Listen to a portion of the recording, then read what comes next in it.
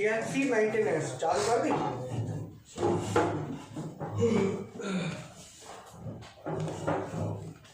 CNC maintenance में आपको class इसमें प्रोडक्शन वाले भी हैं। हाँ कंबाइंड है ना, ठीक है। सीएनसी मेंटेनेंस का मतलब होता है कि कोई भी हमारी मशीन है, अगर मशीन में छोटी मोटी प्रॉब्लम्स हो, उनको मशीन चलाने वाला भी ठीक कर सके। जैसे मान लो हम गाड़ी खरीदते हैं तो गाड़ी में पानी कम हो गया, तो कम से कम हमें पता तो रहे पानी कम हो गया। अब पानी कम हो गया, उसके लिए भी मिस्त्री के पास थोड़ी जाएंगे तो खर्चा होगा खाने का। अगर मान लो पानी कम के साथ होता है ऑयल कम हो जाए, ये सब चीजें हमें क्या करना होता है, खुद करना होता है। अगर हम नहीं करेंगे तो कई बार हम प्रॉब्लम में फंस जाते हैं और कई बार टाइम भी हमारा वेस्ट होता है। इसीलिए मेंटेनेंस का मतलब होता है कि आप कोई भी काम कर रहे हैं, कोई भी मशीन है, उस मशीन में आपको प्रॉब्लम्स को समझने की तो पता होनी चाहिए और उन्हें दूर सॉर्ट आउट कर देंगे तो और भी बेटर होगा। मानते हो ना? तो ये ना इसमें बेसिकली सीएनसी मेंटेनेंस को दो भागों में डिवाइड किया है। एक सॉफ्टवेयर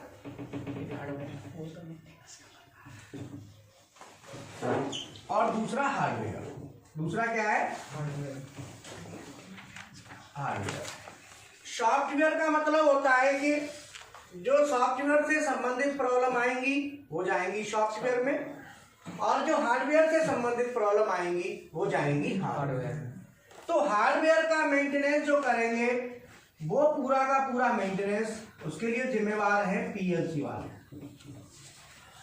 क्योंकि हार्डवेयर में तो सीधा सीधा भाई वायरिंग है, तो वहां तो पीएलसी वाला ही देखेगा। जिसको पीएलसी का आइडिया नॉलेज होगी वही उधर हार्डवेयर में हाथ डालो, नहीं तो फायदा नहीं है। और सॉफ्टवेयर में सीएनसी प्रोग्रामिंग और पीएलसी दोनों देख सकते हैं। और सॉफ्टवेयर में सीएनसी प्रोग्रामिंग वाले भी देख सकते हैं और पीएलसी वाले भी देख सकते हैं। ये दोनों करना है, इधर दोनों देख सकते हैं, बट उधर केवल पीएलसी वाला ही उसे अटेंड करेगा, अगर जिसको नॉलेज है तो ही। नहीं तो तार वार गलत लगा दी, उल्टी सीधी तार हो जाएगी तो उससे नुकसान ही होगा। क्या होगा? तो ये जो हार्डवेयर वाला जो सिस्टम है जो पीएलसी में है, इसमें मेन आता है इलेक्ट्रिकल ड्राइंग। अब मैं आपको बता दूं कि संडे की क्लास, संडे में शाम को जो चलती है एडवांस लैडर के नाम से जो क्लास चल रही है, उस क्लास में एडवांस वाले बच्चे और कॉमन जनरल वाले अभी कंबाइंड है, लेकिन एडवांस वाले अब आगे हट जाएंगे थोड़ा सा आगे चलने के बाद। अभी इलेक्ट्रिकल ड्राइंग की स्टडी जो चल रही है वो सीएनसी मशीन की ही चल रही है। अभी जो स्टडी हम कर रहे हैं वो काहे की कर रहे हैं? इसी मशीन की स्टडी कर रहे हैं जो संडे में चलती है पीएलसी वाले बच्चों के लिए। तो आप इलेक्ट्रिकल ड्राइंग तो वहां से पढ़ेंगे, ठीक है ना? तो कल क्लास चलेगी उसकी जो पीएलसी वाले स्टूडेंट्स के लिए है। अब आता है सॉफ्टवेयर। सॉफ्टवेयर में आता है आपका दो हिस्से होते हैं सॉफ्टवेयर के। एक होता है एनसी जिसको हम न्यूमेरिकल कंट्रोल कहते हैं। क्या कहते हैं? Numerical control. और एक होता है पीएलसी जिसको हम प्रोग्रामेबल कंट्रोल कहते हैं। ठीक है ना? जो एनसी होता है, हाँ, एनसी और पीएलसी कंट्रोल करता है और एनसी करता है। एनसी जो होता है जो न्यूमेरिकल कंट्रोल जिसको कहते हैं, जिसको हम सीएनसी प्रोग्रामिंग कहते हैं, एनसी जिसे कंट्रोल करता है वो होते हैं जी कोड। किसको कंट्रोल करेगा? अगर हमारा जी कोड से रिलेटेड कोई भी प्रॉब्लम है, जी कोड से, किससे रिलेटेड? जी कोड से। अब ये जी कोड क्या है? जी कोड होते हैं सर्वो मोटर को चलाने के लिए यूज होते हैं। मतलब हमारा कोई भी मशीन में न्यूमेरिकल वैल्यू माने position control mode, CNC programming वाले कहते हैं न्यूमेरिकल कंट्रोल और पीएलसी वाले कहते हैं position control mode of servo motor. Okay sir. अगर हम सर्वो मोटर को पोजीशन कंट्रोल मोड में चलाते हैं, उसी को सीएनसी प्रोग्रामिंग वाले कहते हैं न्यूमेरिकल कंट्रोल, वही न्यूमेरिकल कंट्रोल है। ठीक है। अगर इससे रिलेटेड माने सर्वो मोटर से, सर्वो ड्राइव से, सर्वो एम्पलीफायर जो होता है, servo drive, servo motor, encoder, उससे रिलेटेड अगर कोई भी प्रॉब्लम है तो वो प्रॉब्लम जो है वो जी कोड से रिलेटेड, मतलब उसके लिए हम प्रोग्रामिंग में जी कोड यूज करते हैं, जी कोड के कॉन्सेप्ट पे चलते हैं। अगर हमारे कोई भी, तो ये कौन सी प्रोग्रामिंग हो गई? High speed programming. कौन सी? High speed. और जी कोड से तो इसमें क्या क्या आएगा? एनसी में सर्वो मोटर और सर्वो ड्राइव। अगर सर्वो मोटर और सर्वो ड्राइव से रिलेटेड कोई भी प्रॉब्लम है तो इसमें आएगी एनसी में। वो किस में आएगी? एनसी में आएगी। एनसी। और एनसी में जो आती है, इसके लिए जो मेंटेनेंस है इसका, उस मेंटेनेंस में क्या आता है? सबसे पहले आप मेंटेनेंस में क्या करेंगे? अलार्म में जाएंगे। Yes sir. बोलो। Yes sir. तो इसके अलार्म जो होते हैं वो होते हैं एनसी अलार्म। कौन से अलार्म होंगे? NC alarm. और उनको कहते हैं सिस्टम अलार्म। System alarm. ये मैंने पिछली क्लास में बताया था कि सिस्टम अलार्म जो होते हैं वो 1 से लेके 999 तक के अलार्म होते हैं। इन्हें हम सिस्टम अलार्म कहते हैं, जो जिसमें कुछ प्रोग्रामिंग के अलार्म होते हैं, जो प्रोग्रामिंग से रिलेटेड होते हैं, वो 1 से लेके 299 तक के, ये प्रोग्रामिंग से रिलेटेड है। बाकी सर्वो मोटर, सर्वो ड्राइव और इस मेमोरी से रिलेटेड अलार्म है। अगर हम पीएलसी की बात करते हैं तो इसमें जो अलार्म आते हैं वो एम कोड से रिलेटेड, एस कोड से रिलेटेड और टी कोड। ये सीएनसी प्रोग्रामिंग के कोड है, एम, एस और टी। ये पीएलसी में काम करते हैं। अगर पीएलसी, ये प्रोग्रामिंग के हिसाब से समझ लो, समझ में आया? अगर किसी भी फंक्शन को एम कोड के थ्रू आप चला रहे हैं, तो अगर उसका अलार्म आता है तो वो पीएलसी अलार्म में जाता है। किसमें? पीएलसी। और ये अलार्म जो होते हैं इनको कहते हैं पीएलसी अलार्म। और इन्हीं का नाम दूसरा क्या है? Custom alarm. कस्टम अलार्म, इन्हीं का नाम है कस्टम अलार्म। यही कस्टम अलार्म होते हैं जो पीएलसी से रिलेटेड है। ठीक है ना? तो इसमें सीएनसी भी हो गया, पीएलसी भी हो गया कंबाइंड। तो पीएलसी किसे कंट्रोल करता है? M code, T code. अब ये एम कोड क्या है? एम कोड पीएलसी में, एम कोड को पीएलसी में कौन सी कैटेगरी में डालते हैं? Digital input. बोलो। डिजिटल इनपुट का नाम सुना होगा। yes, वो एम कोड, उनके लिए एम कोड बना दिया है। आप बटन मोटर चलाते हो तो कुछ भी लिख देते हो, M0, M5 या X0 1 2 3, है ना? यहाँ फिक्स है कि मोटर चलाने के लिए यही कोड होगा, फिक्स है, उसमें कोई चेंज नहीं है, बस इतना अंतर है। बोलो, समझ में आई? yes, और एस कोड के लिए एनालॉग इनपुट और टी कोड के लिए डिजिटल इनपुट। ये हमारा पीएलसी का, साथ में सीएनसी, मैं दोनों को कंबाइंड आपको बता रहा हूं। बोलो, समझ में आया?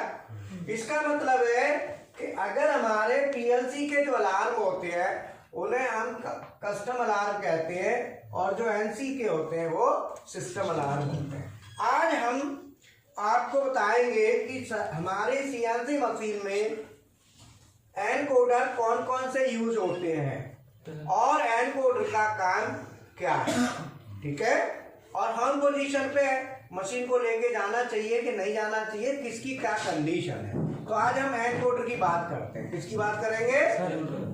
अब मैं ये डिजिटल टी में और एम में क्या है? दोनों में फर्क? टी में और एम नहीं, दोनों में फर्क नहीं है। खाली टूल चेंज करने के लिए डिजिटल इनपुट खाली टी है। टी कोड दे दिया है जेबी डिजिटल इनपुट, बाकी सबके लिए एम है। खाली एक फंक्शन के लिए टी है, टूल चेंज। अच्छा सर, पीएलसी का जो अलार्म होगा वो 999 के बाद आएगा? हाँ, 999 के बाद। जैसे मान लो इमरजेंसी स्टॉप है, तो इमरजेंसी स्टॉप का जो अलार्म है, तो आप ये पहले बताओ कि इमरजेंसी स्टॉप जो है वो डिजिटल है, हाई स्पीड है कि एनालॉग है? डिजिटल है, तो अलार्म इधर जाएगा। बोलो क्लियर है? अगर OLR ट्रिप कर जाती है, OLR ट्रिप करती है तो किस में आती है? पीएलसी में। बोलो क्लियर है? अगर आपका एनकोडर में कोई प्रॉब्लम है तो किस में जाएगा? हाई स्पीड ये है, ये क्या है? High speed. High speed, high speed सब इसमें आता है। कार्ड रीडर में भी प्रॉब्लम आता है सर? कार्ड रीडर में सर? हाँ, कार्ड रीडर में भी प्रॉब्लम आएगा, वो भी इधर जाएगा। बिल्कुल, बोलो समझ में आ गया? अगर मान लो लुब्रिकेशन लेवल लो, किधर जाएगा? अरे लुब्रिकेशन लेवल है, अच्छा लो होगा तो क्या है, एनओएनसी होते हैं, उसमें कौन सी लंबी चौड़ी कहानी है? लुब्रिकेशन लो हो जाए, प्रेशर कम आ रहा है, ये सब किधर जाएंगे? बोलो समझ में आया? ये बहुत ही बढ़िया इंटरेस्टिंग है। आप लोग जो पीएलसी वहां कर रहे हो, थोड़ा सा इधर भी ध्यान दो तो आपका उद्धार हो जाएगा। बहुत बढ़िया, क्योंकि मार्केट में इसकी बहुत वैल्यू है, पीएलसी से डबल है। पीएलसी करके ये और साथ में कर लो ना तो आपको 4 चांद लग जाएंगे। बोलो यस सर। समझ में आया ना? मिटा दूं? अभी एक मशीन और आ रही है, प्लानिंग हमने करा, उसमें थानू का नया कंट्रोल आ रहा है, और वो मशीन पूरी वायरिंग के साथ, पूरा कंट्रोल के साथ, प्रॉपर तरीके से बीएमसी भी और सीएमसी भी। तो आप लोग क्या है कि उसमें वायरिंग वगैरह भी आपको करने को मौका मिलेगा, जैसे तार लगाना करना। तो ये तो वैसे बिजी रहती है फुल, इसमें तो टाइम भी नहीं है सुबह से शाम तक, ये फुल बिजी है प्रोडक्शन के लिए, ठीक है ना? अब आता है हमारा नेक्स्ट, अब आते हैं एनकोडर होता क्या है, व्हाट इज एनकोडर, और एनकोडर कितने प्रकार के होते हैं, और एनकोडर का यूज क्या है। देखो एनकोडर, ठीक है? ये इधर कोई कमर बच्चे तो नहीं बैठे यहाँ? तुमने बुलाओ।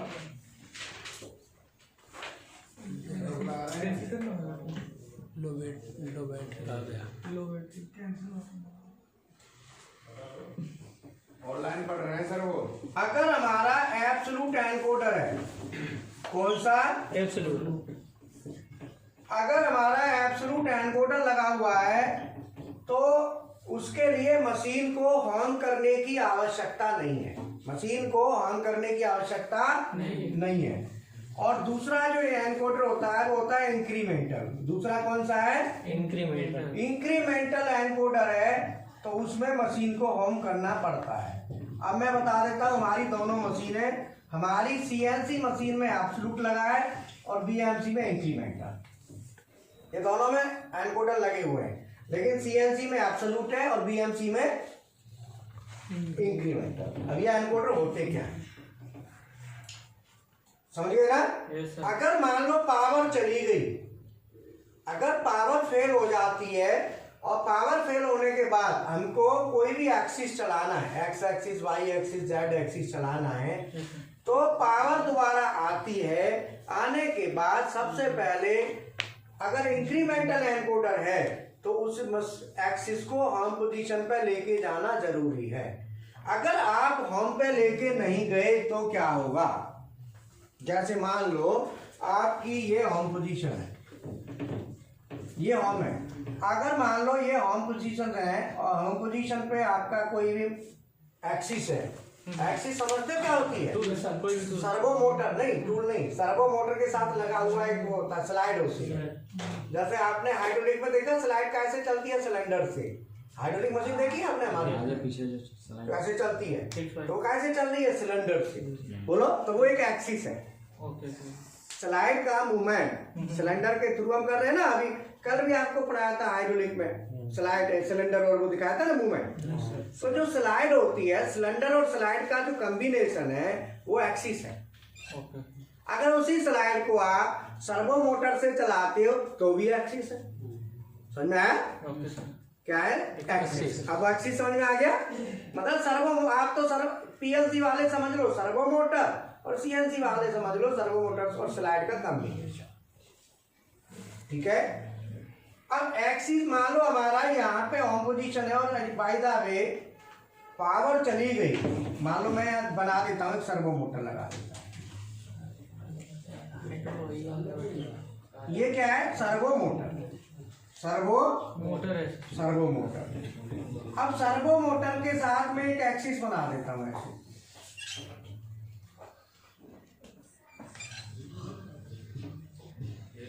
ये क्या बन गया?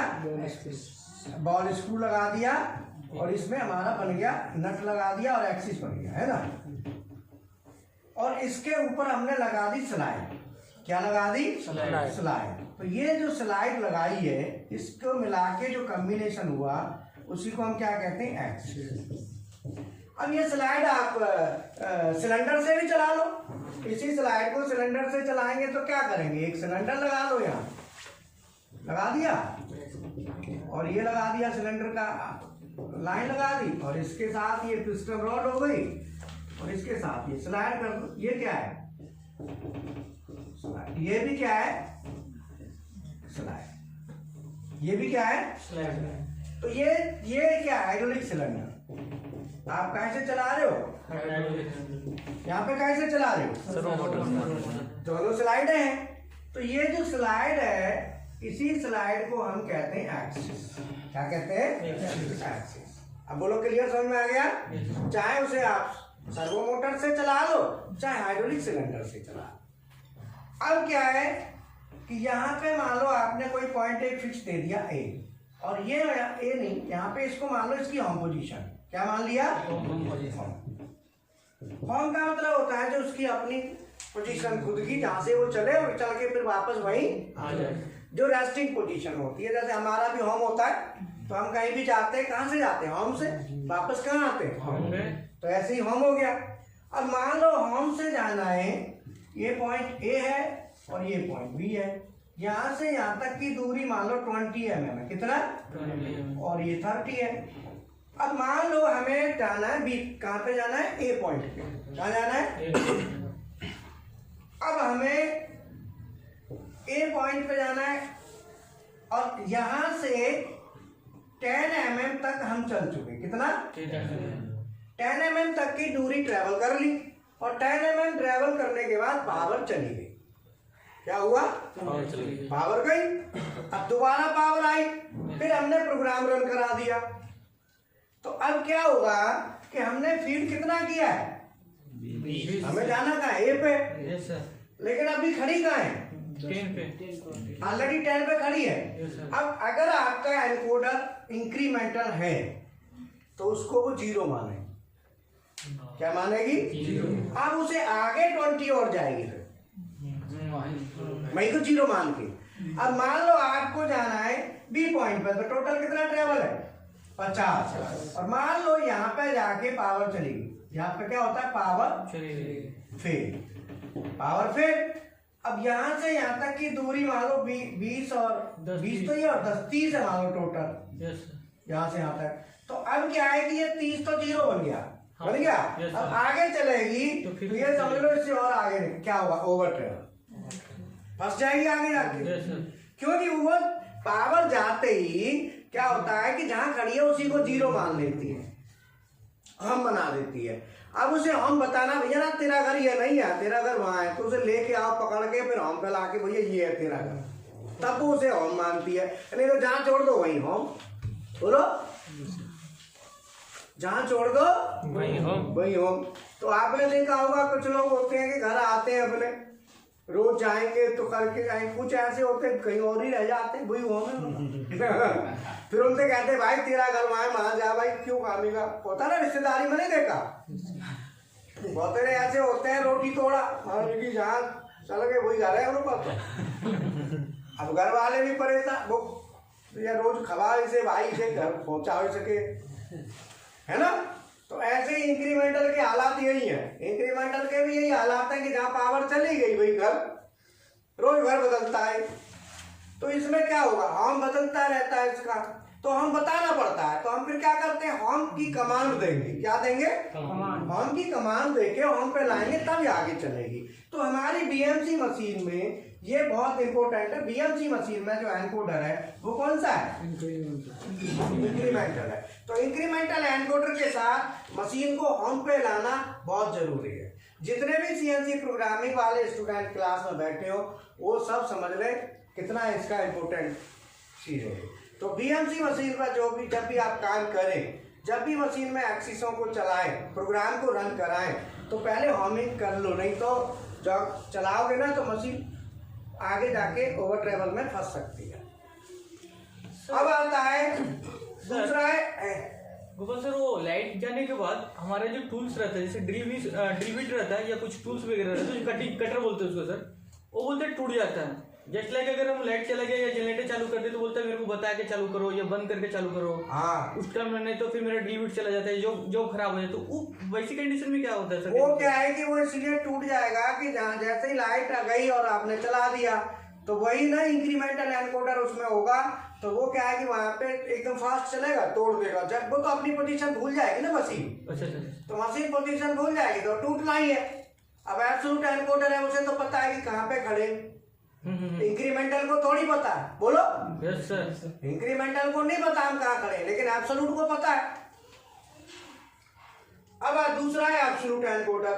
एब्सोल्यूट एनकोडर में मान लो आपकी यहाँ पे पावर चली गई, पावर पे तो आप कितना चल चुके? 10। तो ये इसमें फीड है कि 10 mm हम चल चुके और यहाँ पावर चली गई, तो ये 10 और चलेगा अगर ये पे जाना है तो। अब यहीं से आगे कंटिन्यू कर सकते हो एब्सोल्यूट एनकोडर। लेकिन एब्सोल्यूट एनकोडर मेमोरी के अंदर कितना स्टोर रखता है, कितना इंफॉर्मेशन वो रखता है? सर्वोमीटर, इसका एक रिवॉल्यूशन था ओनली। मान लो जैसे सर्वो मोटर का पीपीआर है 5000, इसका मतलब क्या हुआ? पर रेजुलेशन। हाँ, और ये बार स्क्रू है, बार स्क्रू की जो पिच है वो भी 5 है, वो 5 mm है। इसका मतलब है कि सर्वो मोटर 5000 पल्स में एक चक्कर लगाएगी। कितने पल्स में लगाएगी? 5000। और बार स्क्रू हमारा एक चक्कर में बार स्क्रू इस स्लाइड को कितना लीड दे देगा? 5। अब हमें यहाँ तक कितने गए? 10 mm। तो मोटर को कितने चक्कर लगाने पड़े? 2। तो 10 mm को स्टोर करने के लिए मोटर केवल लास्ट वाले चक्कर की पोजीशन को स्टोर करके रखती है। पहले कितने चक्कर लगे उसकी कोई स्टोरेज नहीं है। आप समझ रहे हो ना? Yes sir.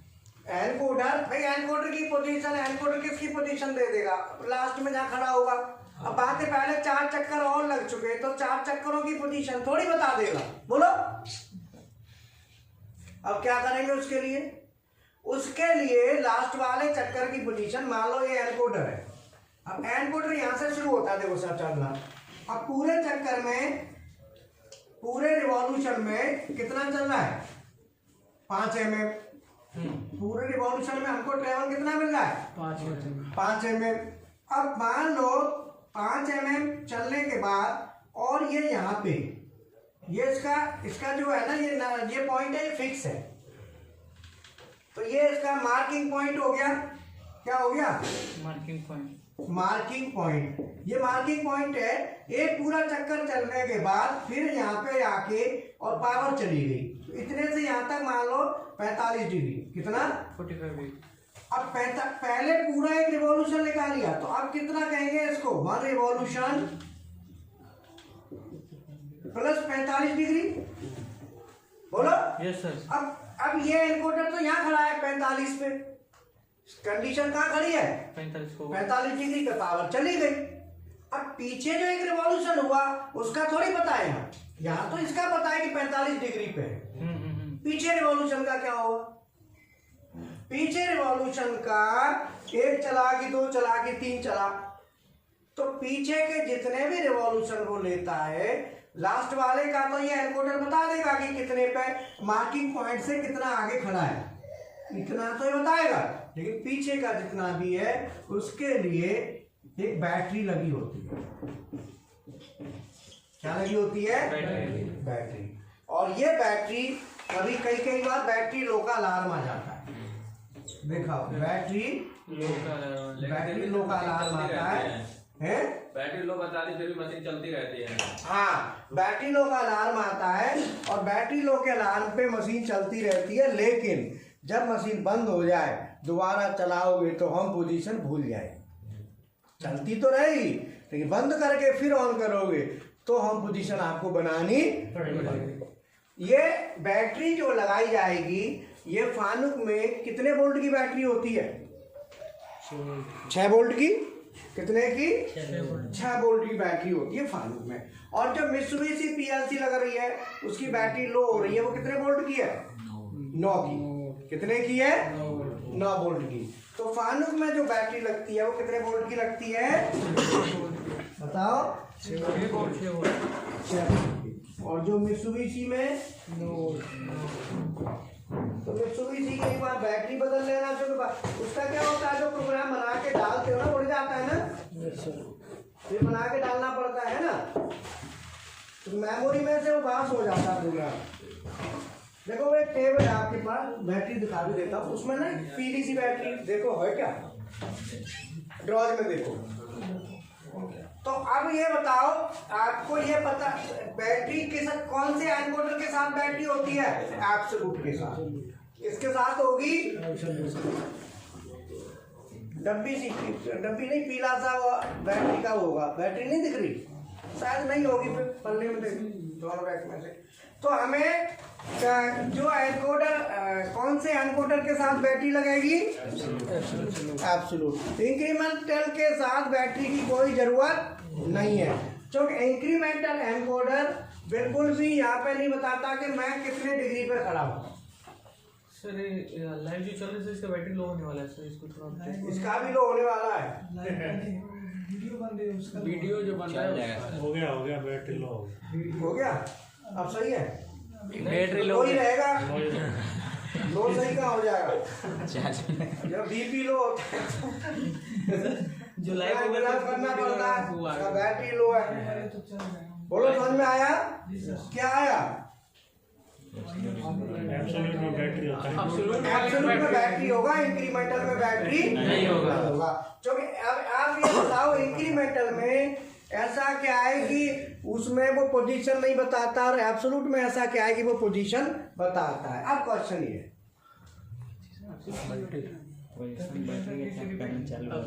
मल्टी टर्न ये सब कुछ होता है सर, इसमें मल्टी टर्न पोजीशन होता है, इसमें सिंगल टर्न पोजीशन होता है एक। तो ये हाँ, इसमें मैं आपको बता देता हूँ कि एब्सोल्यूट और इंक्रीमेंटल में अंतर क्या है।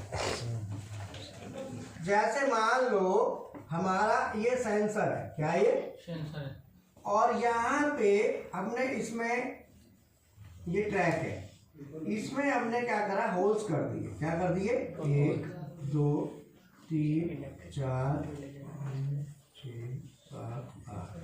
अब ये बताओ कि जो सेंसर है, ये सेंसर किसी भी होल को, होल जब इसके सामने आएगा तो क्या करेगा? सेंस करेगा।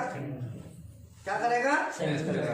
अब आप ये बताओ कौन से नंबर का होल, जैसे 1 2 3 4 5 6 7 8, क्या ये बता सकता है कि कौन से नंबर का होल इसके सामने है? एक नंबर। ये थोड़ी, इसे थोड़ी पता है, सब होल एक जैसे। बोलो, अगर मान लो इसके पास 1 नंबर ना हो के इससे थोड़ा घुमा दो, 4 नंबर कर दो, तो अभी इसको क्या पता चलेगा? नहीं आई समझ में? हॉल तो सब समान है, तो पता कहाँ से लगेगा? पता कहाँ से चलेगा? होल तो सब एक जैसे। तो इसी को कहते हैं इंक्रीमेंटल एनकोडर। इंक्रीमेंटल क्या करता है? सिंपल हमको पल्स देता है।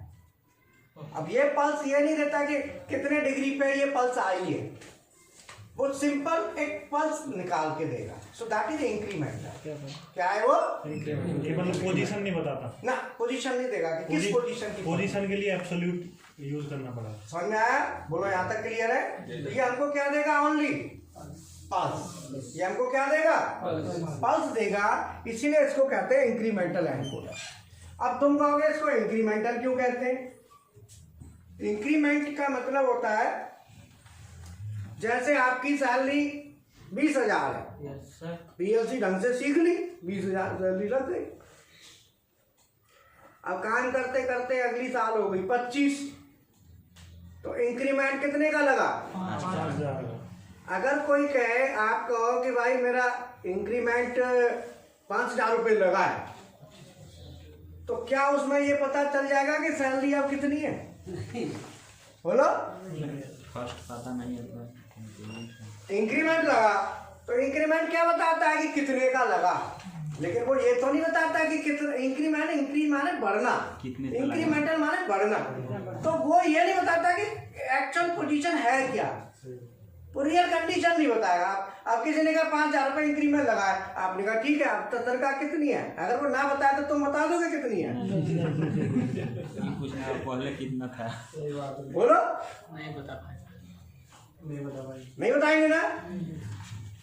तो ये इंक्रीमेंटल का काम है। एनकोडर में भी वही हाल, पल्स दे देता है, आई ठीक है, लेकिन इसने ये नहीं बताना कि कौन सी पल्स है। काउंटिंग नहीं करता, पीछे का भूल जाएगा, आगे का चले। बोलो।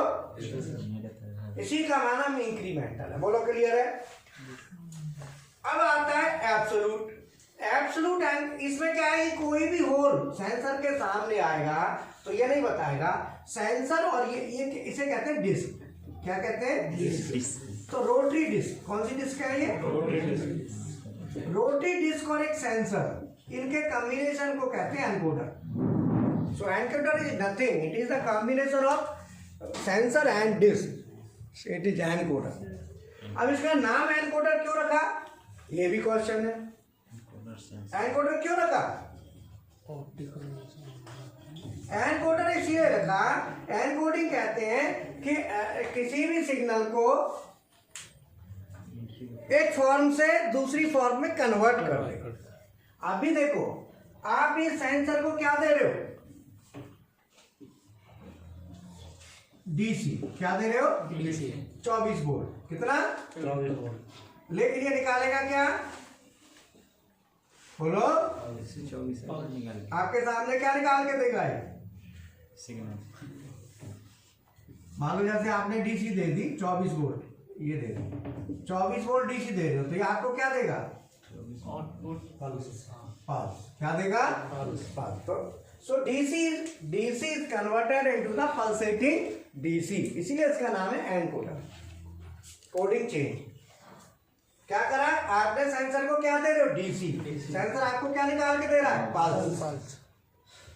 है पल्स डीसी की, लेकिन रेगुलर डीसी नहीं है, कंटिन्यूअस नहीं है, पल्सेटिंग है, इसलिए इसका नाम है encoder. So encoder is the device which convert electrical energy from one form to another form. मतलब इलेक्ट्रिकल सिग्नल को, किसी भी सिग्नल को एक फॉर्म से दूसरे फॉर्म में बदल दे, तो दैट इज एनकोडिंग। अब आप जैसे एनकोडिंग होता है, कोरियर सर्विस होती है, बोलो। कोरियर में आप ना ये किसी को भेजना चाहते हो कहीं, तो कोरियर वाला क्या करेगा? इसको एक पैकेट में बदल देगा। तो इसका जो इंफॉर्मेशन है अभी मार्कर है, लेकिन कोरियर वाले के पास जाके मार्कर नहीं होगा, डॉकेट नंबर। क्या किया? फॉर्मेट बदल दिया। So that is encoding. बोलो। क्या है ये?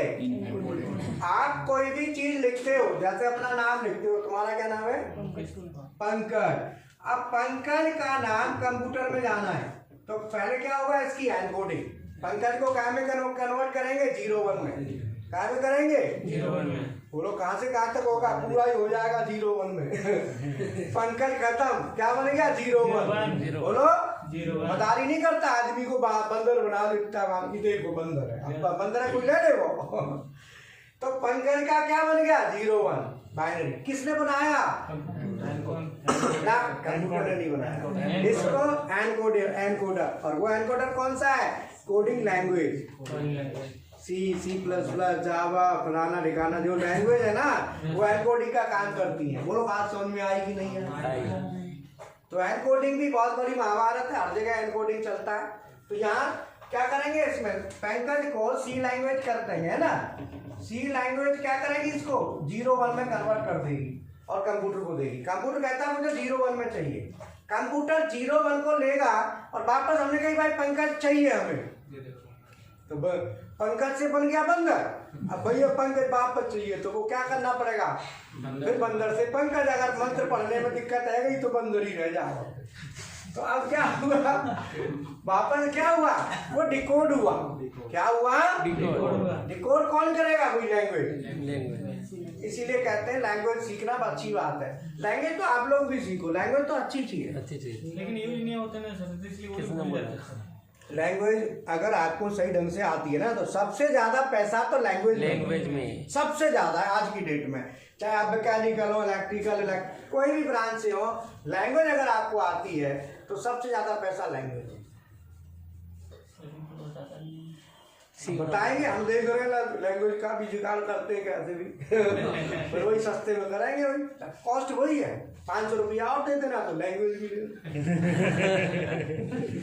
Final diagram sir, final diagram तो सर थोड़ा सा अब वो तो चल रहा है, ड्राइंग में आ जाता है, समझ में आया ना।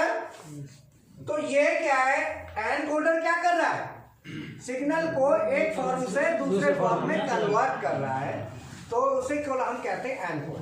बोलो बात समझ में आ गई। मैंने एनकोडिंग बता दी ना, एनकोडिंग लैंग्वेज में भी बता दी, हर तरह से बता दी। अब ये जो एनकोडर है ये दो प्रकार के हो गए, एक एब्सोल्यूट, दूसरा। अगर कोई इंटरव्यू में पूछे व्हाट इज एनकोडर तो आप क्या कहेंगे, the device which convert electrical signal from one form to another form is known as encoder. So what is decoder, which convert आगे लैंग्वेज तो इलेक्ट्रिकल। हाँ, अपने वापस फॉर्मेट में ले आए तो डिकोडिंग हो गई। तो यहाँ डिकोडर की जरूरत नहीं है, खाली एनकोडिंग की है। पल्स को वापस डीसी नहीं बनानी है, मानी की बात गई, कोई बात नहीं। बोलो वापस तो नहीं चाहिए ना डीसी, तो इसीलिए पल्स बनी रहो। तो एनकोडर, यहाँ पे एनकोडर का ये नाम है। एनकोडर दो प्रकार के होते हैं, एक होता है रोटरी एनकोडर, दूसरा होता है लीनियर एनकोडर। रोटरी एनकोडर हमेशा शाफ्ट में लगता है, रोटेशन को बताता है कि रोटेशन की पोजीशन बताएगा, रोटेशन कितना हुआ। और जो लीनियर एनकोडर होता है वो लाइन, वो होता है लीनियर स्केल। जैसे मान लो एक्सिस आपने बनाई, अगर आप इस मोटर के साथ एनकोडर लगाओगे तो वो कौन सा एनकोडर होगा, लीनियर है। दिमाग खराब, रोटरी रोटरी रोटरी एनकोडर कौन सा होगा, और इस स्लाइड के साथ एनकोडर लगाना होगा, वो कौन सा होगा, लीनियर एनकोडर। वो वायर ड्रॉ वाले आते हैं, उसको कहते हैं लीनियर स्केल, लीनियर स्केल या लीनियर एनकोडर, लीनियर ट्रांसड्यूसर, ठीक है ना। लीनियर स्केल, इस अगर आपको फुल फ्लैश एकदम क्लोज लूप सिस्टम चाहिए, कौन सा, क्लोज लूप, तो आपको यहाँ भी एनकोडर लगाओ और यहाँ भी लगाओ।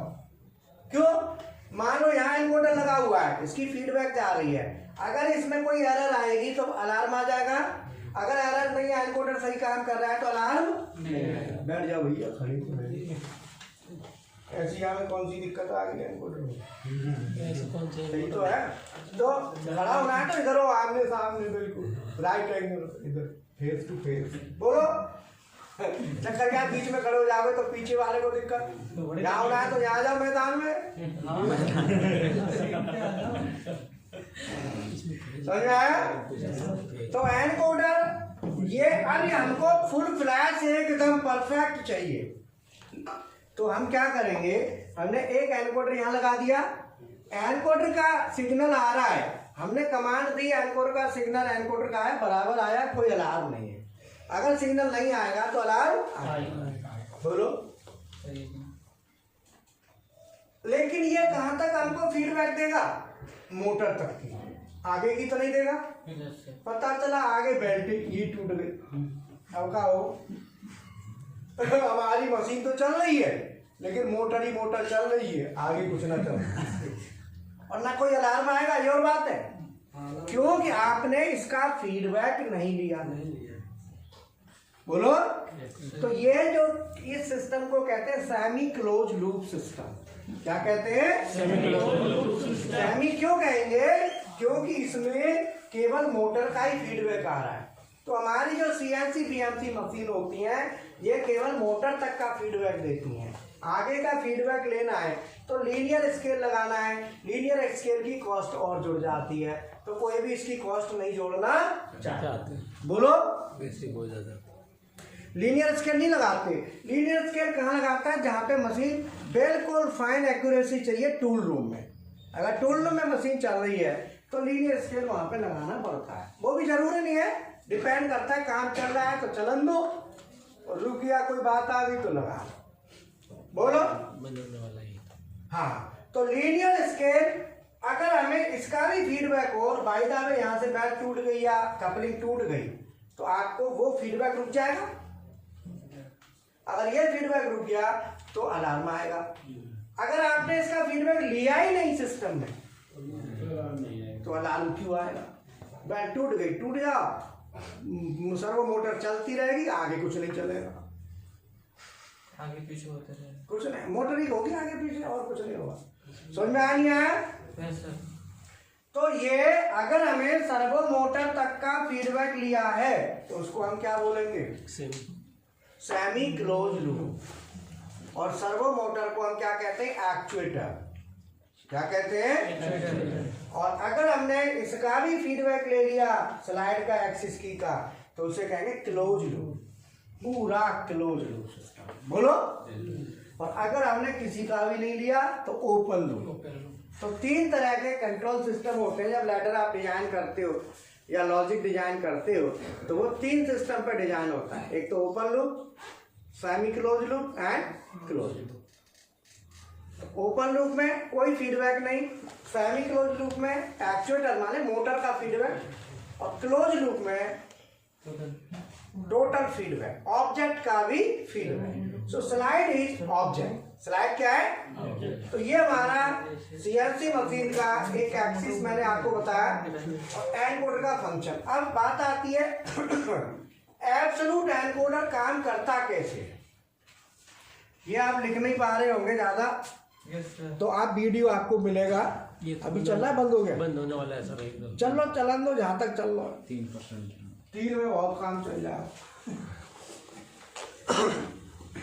कोई नहीं, वैसे भी 40 मिनट का सेशन होने वाला है, हो गया। बाकी फिर वैसे कर देंगे। ठीक है, 42 मिनट का हो गया। हो गया ना? 42 मिनट हो चुके हैं। 42 हो गए। हाँ, तो और 3 मिनट चल जाएगा, उससे बहुत है। तो अब दूसरा क्या है? कौन सा? हाँ, क्योंकि आपने ना, मैंने बोल तो बहुत दिया है पर आपने नोट नहीं कर पाए होंगे। Yes sir. अब नोट करने के लिए क्या चाहिए? वीडियो देखना पड़ेगा। वीडियो को पढ़ना, नोट्स बना लेना, नहीं तो कहीं पता चला कि मैंने बोला तुमने सुन लिया। ओपन लूप और क्लोज लूप मिक्स हो सब गए। बराबर मिक्स है।